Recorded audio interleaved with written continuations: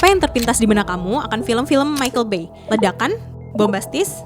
Kalau Tim Burton? Komikal? Nyentrik? Artistik? Atau James Wan?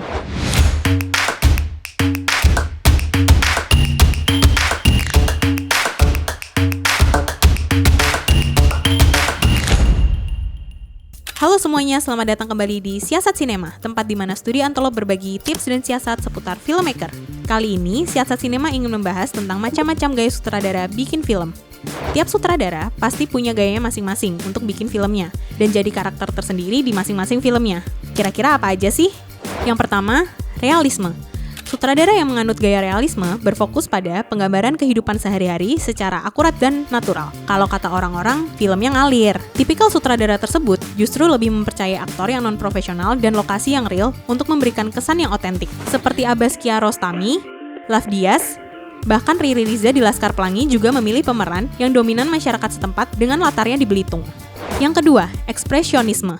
Seperti kata dasarnya ekspresi, gaya ini menonjolkan elemen visual yang dramatis untuk menciptakan suasana yang emosional. Macam Tim Burton di Alice in Wonderland, sutradara ekspresionis umumnya menggunakan pendekatan cahaya yang begitu kontras, sudut kamera yang ekstrim, dan set yang tidak biasa. Seperti contoh film yang dinanti-nanti, Nosferatu, karya Robert Eggers, merupakan hasil adaptasi dari film awalnya pada tahun 1922 yang disutradarai oleh F.W. Murnau berjudul Nosferatu, A Symphony of Horror, yang sangat menjadi ciri khas pada filmnya dengan pencahayaan yang high contrast. Yang ketiga, nouvelle vague. Kerap disebut French New Wave, gerakan ini mengutamakan kebebasan dalam pembuatan film dengan teknik-teknik yang inovatif seperti jump cut, on-location shooting, dan improvisasi. Francois Truffaut merupakan salah satu dari sutradara Prancis yang mengemukakan pendekatan ini. Melalui film debutnya yang terkenal berjudul The 400 Blows, Truffaut mengeksplorasi beragam kemungkinan pada set. Seringkali sutradara nouvelle vague memandang skenario bukanlah sebagai pacuan utama. Yang keempat, autorisme. Sutradara auteur memiliki kontrol kreatif penuh dan gaya khas yang bisa dikenali dalam semua karyanya. Mereka seringkali menulis, mengarahkan, hingga mengedit film mereka sendiri.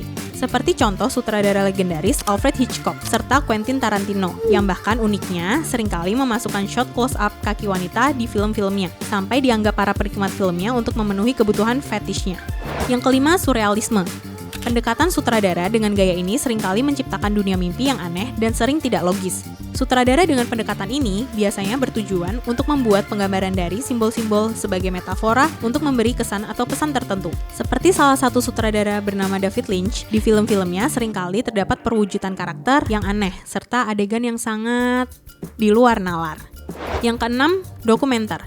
Sutradara dokumenter fokus pada merekam kenyataan dengan cara yang objektif atau subjektif. Seringkali, sutradara dengan pendekatan ini menggabungkan wawancara, rekaman arsip, dan footage yang asli. Tipikal pendekatan gaya ini kerap disebut sebagai dokufiksi. Sutradara yang melakukan pendekatan ini, salah satunya yakni Werner Herzog dan Michael Moore. Belakangan ini, Indonesia juga mendapat angin segar dengan kehadiran film Monisme, karya sutradara Ria Rizaldi dengan pendekatan penggabungan antara fiksi dan dokumenter.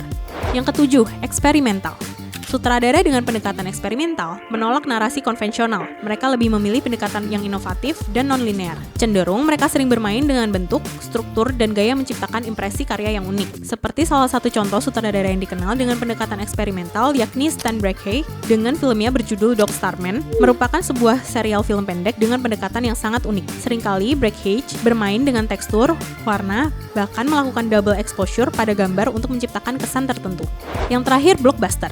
Berbeda dengan eksperimental, sutradara blockbuster justru berfokus pada menciptakan film dengan narasi yang konvensional agar dapat menggapai daya tarik massal dengan efek visual yang begitu spektakuler dan tak jarang mengeluarkan anggaran yang begitu fantastis.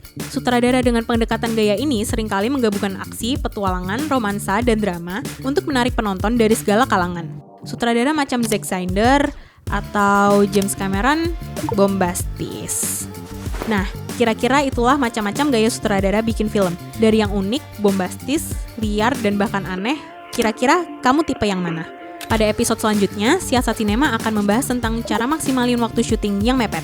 Sampai jumpa di episode berikutnya.